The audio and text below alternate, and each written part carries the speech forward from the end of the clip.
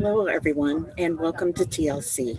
This is Deb Swanson. I'll be your host for the next 30 minutes. At this time, I'd like to welcome Dr. Jennifer Rosen, who will be presenting on supporting LGBT students in the online classroom. Welcome, Dr. Rosen.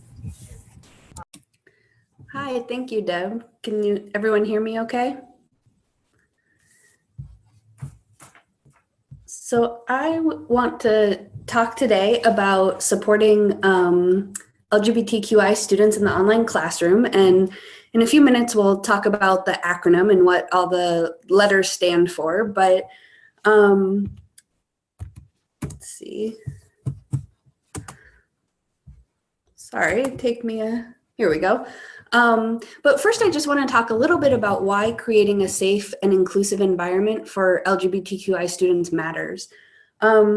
So currently, just about 20 states plus the District of Columbia have anti-discrimination or anti-bullying laws that explicitly protect LGBTQI students in schools. So a lot of students are coming into college or university having experienced a good amount of bullying, both physical and verbal, in their K through 12 education. About 70% report having been harassed at school for who they are. So you can see here in the data, this is based on a large survey by a nonprofit organization that helps LGBTQ students in school. And you can see about 1 in 5 students were physically assaulted, so punched, kicked, injured with a weapon, pretty severe stuff, because of their sexual orientation, 1 in 8 because of their gender expression. 2 in 5 report being physically harassed, so pushed or shoved, because of their sexual orientation, 1 in 4 because of their gender expression. And then almost 75% of LGBTQI students report being verbally harassed at school, because of their sexual orientation, and about 55%, just over 1 in 2, report being verbally harassed because of their gender expression. So this is, I think, important information to have, because for a lot of us who are in the college classroom, it's important to know where our students are coming from, what experiences they're bringing into the classroom with us, and why it's so important to foster a safe space for LGBTQI students in our classrooms. Now, online education can really mitigate some of these issues and provide a safe space for our students to learn without fear of physical harm. This is a really big issue, right? Because if you're afraid of physical or even verbal harm or threats, it's pretty hard to focus and learn and pay attention. So this is one thing that the online classroom can really benefit LGBTQI students for. And this is also something that is pretty unique to the online classroom, but it gives our students, our LGBTQI students, a space to sort of rehearse coming out in a more anonymous environment, which can really help develop confidence. So if you think about it, if you came from a K through 12 situation where you were verbally or physically harassed, and you're sitting in a university class with 25, 30 other students, it's going to be pretty intimidating to come out. To let go of some of your past fears and sort of take that step to come out.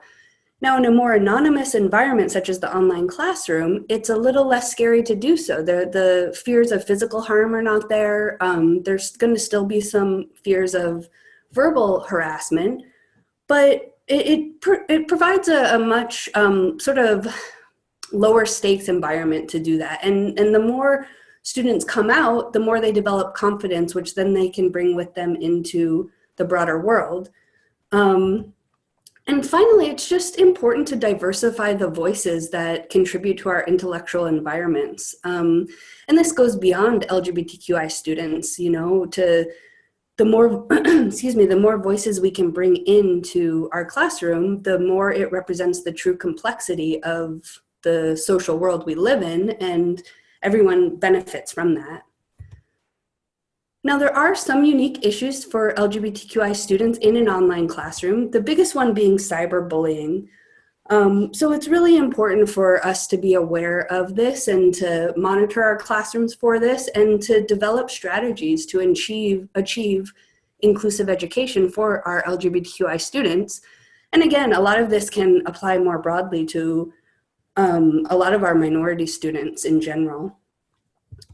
So one of the strategies that I think is really important in an online setting is to use affirming language. So I've just included some of the common terms here. And this is really, a lot of times people ask what the LGBTQI stands for. And so I just wanted to include some of these here, and we can talk about them more afterwards if anyone has any questions. I think the first three, lesbian, gay, bisexual, are pretty straightforward. Transgender is an umbrella term for people who don't identify with the gender that they were assigned at birth. Cisgender is something you may have heard more recently, and it's a term to describe pretty much the opposite. It's a term to describe the people who do identify with the gender that they were assigned at birth. The Q in the acronym generally stands for queer, which is often used within the LGBT community to describe the entire spectrum of people within the community. So it's really an umbrella term that can include lesbian, gay, bisexual, transgender, and so forth. I will say that since queer was traditionally used as a derogatory term, it probably should be avoided by being used for people outside the community. But it is important to know that it is a common self-identifying term used these days. And so I know I have had students in my classrooms identify as queer. And so it's important to know that it's not derogatory in that sense.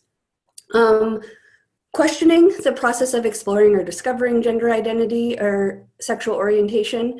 And then the I stands for intersex. And so this is a person who has a combination of male and female identifying markers. So it could be chromosomes, hormones, internal sex organs, genitalia, and so forth.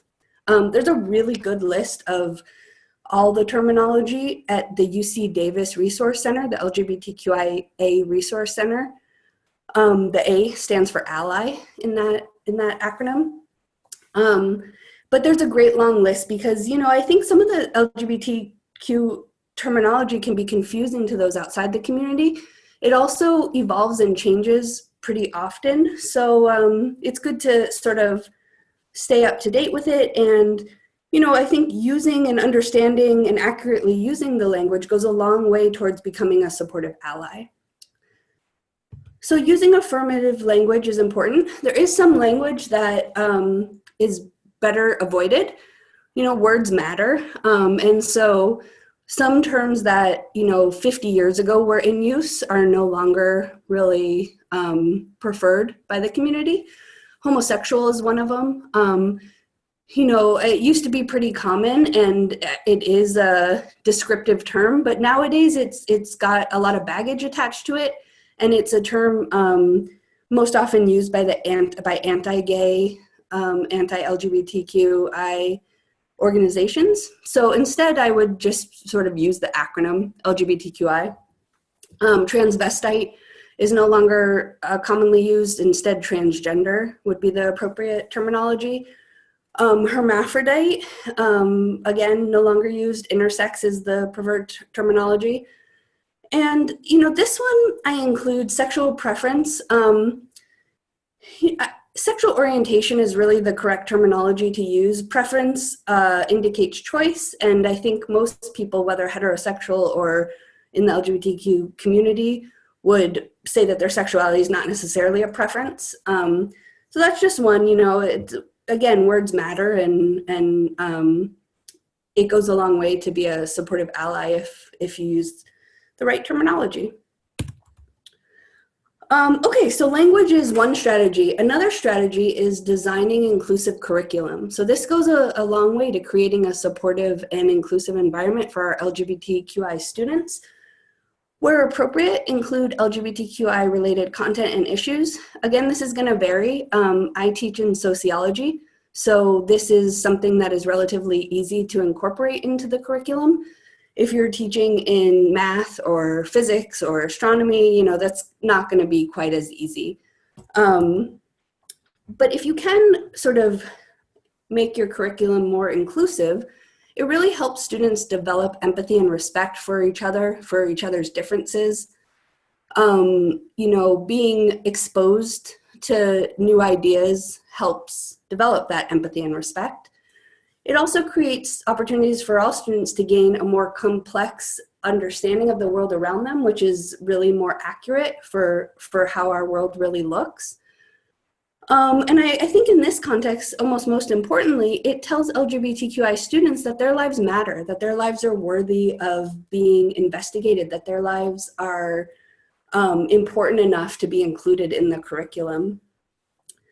There's some really good teaching resources out there, and if anyone's interested, I can send this slide deck to you afterwards with some of these websites. But Teaching Tolerance is a great website for a broad range of teaching materials. The Gay, Lesbian, Straight Education Network, Gleason, is a good one. And then the University of Wisconsin actually has some great materials for use in the classroom related to the LGBTQ community. So preferred names and pronouns. This is most relevant to our transgendered students. Students should be addressed by their preferred names and pronouns, and it's really important, I think, that instructors make note if this is indicated. I know I have found it in the post-year introduction when I'm teaching that students will indicate a preferred name or pronoun. It's very difficult to legally change one's sex in legal documents. And so a lot of times university records will have the birth or given name of the student, which corresponds, of course, to their gender that they were assigned at birth. So if they're no longer going by that gender and that name, it's tough to continue to be referred to by that name. So if they were born female, assigned female, and have a female name, but they now identify as male and have a male name, it's really psychologically difficult for them to be called by their female name. There's a lot of hurt and complicated emotions attached to that. So hopefully moving forward, the online course system will allow us to integrate preferred names, because it does go beyond our transgendered students. I know that for me, I always have a bunch of students in my classes who don't go by their given name, and it's important to make note of that, but it would be a lot easier if the system just updated to say that and make it a lot easier for us as instructors. A few other strategies and recommendations: support students by providing a safe space to talk openly about sexuality. It really makes a difference if you come out as an ally and make sure students know you're available to them, that you are a safe space, that they can come to you. And what is a very big deal for a lot of students, especially if they haven't been out long or they're just coming out. It's very scary and it seems like a very enormously vulnerable thing to do, to come out. And so if they know that you're an ally, it can really go a long way towards supporting them. It's also important to protect students' privacy. So I oftentimes have students in their introductions come out, and in that case, they've told the whole class. But sometimes I will have students in a journal assignment, especially, come out to me. And so it's really important then to not broadcast that publicly, because they made the choice to do that to me privately. So just important to be aware of protecting students' privacy in that. Proactively address biases and or bullying from classmates. Again, this is going to be subject matter specific. In sociology, we have a lot of topics that encourage people to discuss issues related to LGBTQI issues. And so sometimes you will get some very prejudicial statements. And so I think it's important as an instructor to be the advocate and professionally and politely, make the expectations clear for what's acceptable in the classroom. And finally, the more aware that we are and in being sort of student-facing populations, the more aware we are of LGBTQI related resources and support services, the better we are equipped to pass these on to our students and help them in whatever way that we can. So I just listed a few here, some of the main ones that I think our students would benefit from. The center link, the second resource there, is a list of all LGBTQ community centers across the US. And, you know, if somebody is just coming out or they're feeling isolated or they're wanting to connect with a community, it's a good place to go to find people in their area. The mental health website there, the Trevor Project, has a lot of great resources to help people in their journey. And a lot of these resources, I think our students can really benefit from. So I want to leave time open to discuss and talk and answer any questions. But, you know, always feel free to contact me. Again, I'm happy to send this to you if anybody would like the websites I've listed here. And with that, I will, if anyone does have any questions, feel free to unmute and ask or post in the chat or. Hi, Jen. I have a quick question for you. Yeah, of course. Thank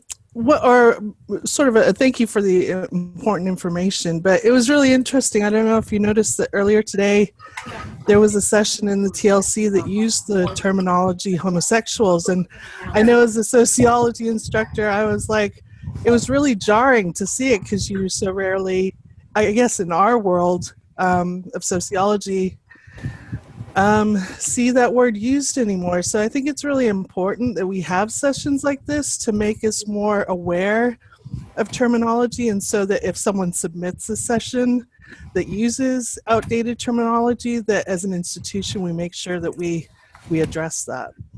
Yeah, thanks, Elaine, for bringing that up. I felt the same way when I saw it. My sort of hair stood up on my arms and I was like, oh, and I did attend the session, and you know, it was very much focused on strategies to accept LGBTQ people in your community. But yeah, I think that's really important, because I think as a member of the LGBT community myself, when I hear that word, I brace myself for what I expect to be anti-LGBTQ sentiments.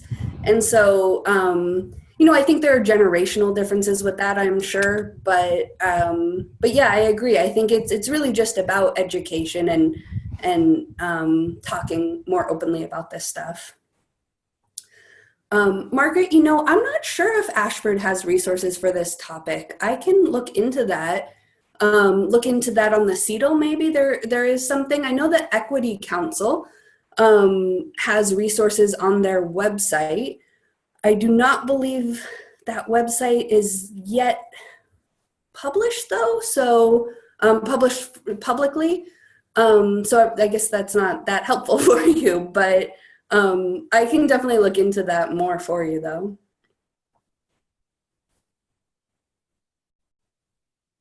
Hi, Jen. My name is Mike. I'm staff here at Ashford, and I wanted to thank you for the presentation. Even being in the community, I think that it's often difficult to keep up with how the community, because we've seen so much growth, excuse me, in how we address each other and our acceptance. And I really feel like just being able to participate, sometimes I feel like, and this could just be me, but I feel like I keep my head down, try and, you know, do what I need to do, and, you know, try and participate in the way that I can participate. But oftentimes I feel that maybe it just gets sidelined and I don't bring it up because I don't feel like, at least for my generational group, I don't feel like it's a part of what I can bring to work. And I'm sure that's changed. I know it's changed for me, but I think it's been incremental. And I wonder if you see a difference between generationals or generation groups in the classroom, and if you could talk to them. Yeah. No, I think that's a great question. And I think it's very important to address the fact that the LGBTQI community is so diverse. It really comprises people from every social class, every race, every religion, every gender throughout the spectrum and age. And I think the intergenerational issues are apparent, especially when we're talking about language. The word queer, for example. I know that there are many LGBTQ seniors who do not care for that word because that word was used as a very harmful, derogatory, pejorative term when they were coming of age. And today it's seen as more of a all-encompassing word. And in that, I'm guessing some of the history of the word has been lost, but there's also some of a reclaiming of that history. But yeah, I think that it is changing. I think that you have more younger people, and I've noticed this in my classes, who in a class that is not, a sociology class, but a class that's not gender or sexuality related, come out and post their introduction. That's an important part of their identity, and coming out is an important part of who they are. And I think that there are some intergenerational differences there, of course, where it's perhaps less intended for public, it's more of a private issue, I think, in some generations. And of course, there's variation within that.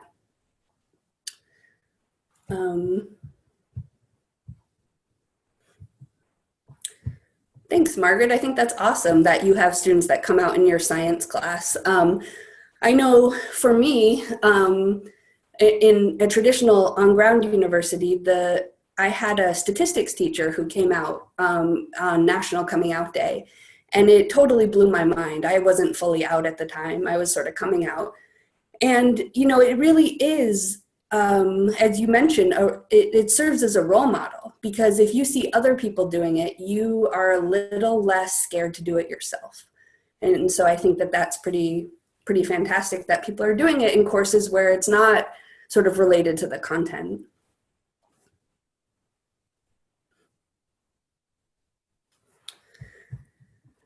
Well, I want to thank you guys for coming and participating. And again, please feel free to email me if you have any questions or want to continue the conversation.